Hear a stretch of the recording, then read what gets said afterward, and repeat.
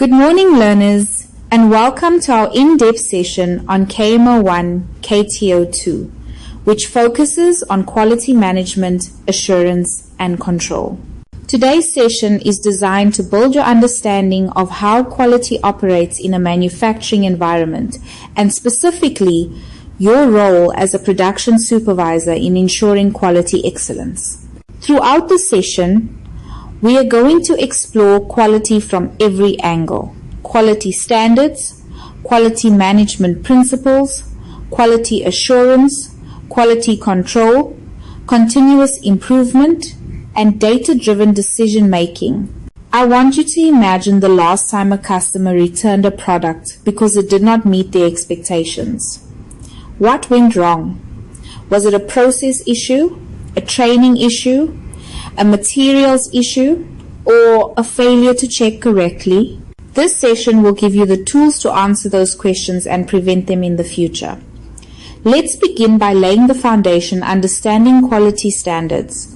Quality standards set the rules of the game for what a product must be, how it must function, and what acceptable variation looks like. When we talk about quality standards, we're referring to measurable expectations that guide production and ensure all products meet consistent requirements.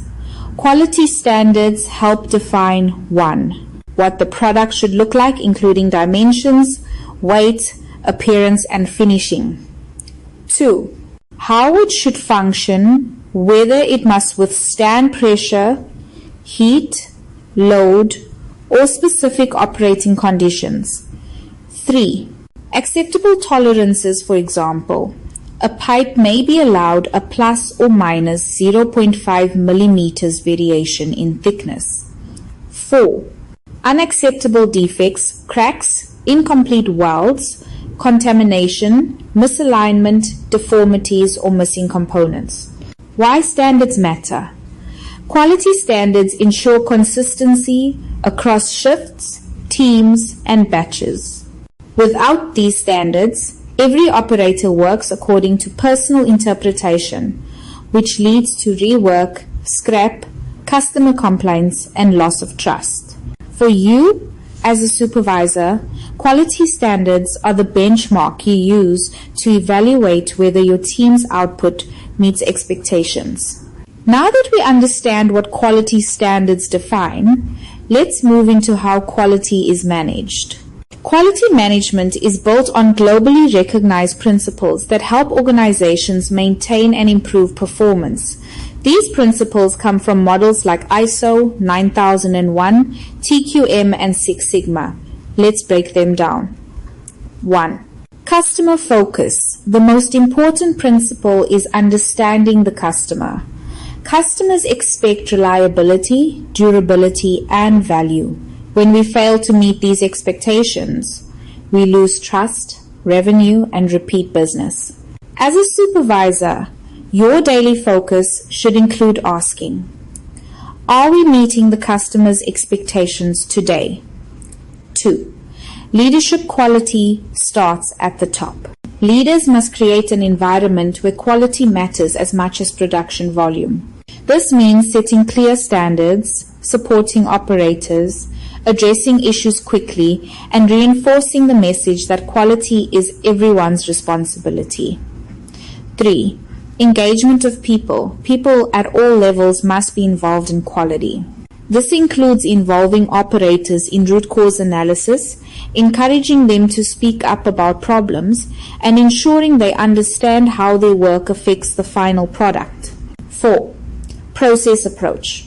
A process is a series of activities that turn inputs into outputs. When we understand processes and their relationships, we can control variation, reduce waste, and prevent problems. Supervisors should know the step-by-step flow of work in their area and understand how each step affects the next. 5. Continuous improvement quality is not a one-time achievement, it's an ongoing journey. Continuous improvement focuses on always seeking ways to reduce waste, simplify processes, and improve performance. This is essential for competitiveness and long-term success. Now let's dive deeper into the proactive side of quality assurance. Quality assurance QA is proactive. It focuses on preventing defects before they occur. Quality assurance ensures processes are controlled, documented, and followed. Common QA methods include 1. Process mapping. This involves visualizing each step in production. Mapping helps identify bottlenecks, unnecessary steps, risks, and areas where defects could occur. 2. Standard operating procedures. SOPs ensure everyone performs tasks the same way every time.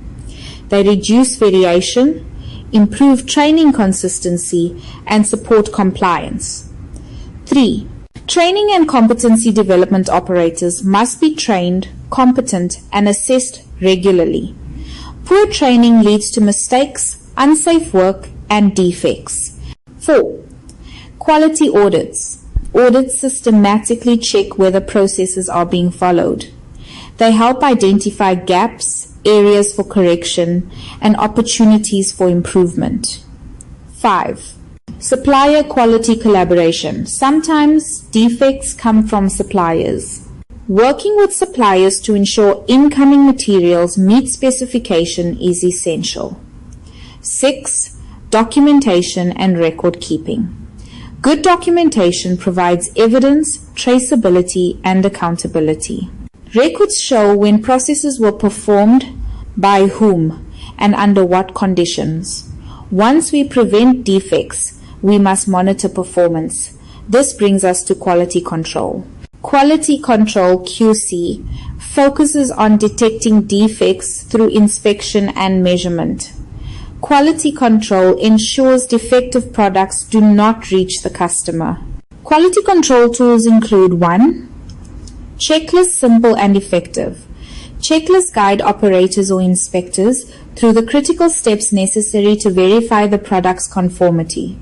2. Control charts. These track process performance over time. If measurements fall outside control limits, the process is unstable and must be corrected. 3. Sampling inspections. Instead of checking every product, a sample is inspected to estimate the quality of a batch. 4. Cause and effect diagrams. Also known as fishbone diagrams, they help teams identify causes of defects by analyzing categories like people, machines, methods, and materials. 5. Benchmarking.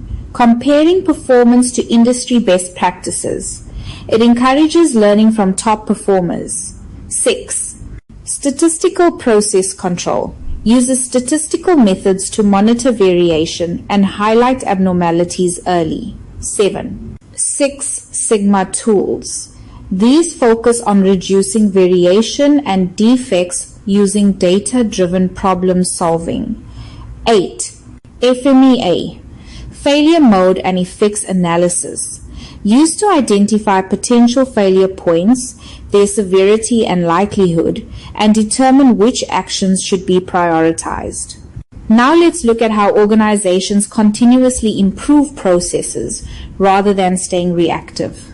Continuous improvement means never accepting the status quo.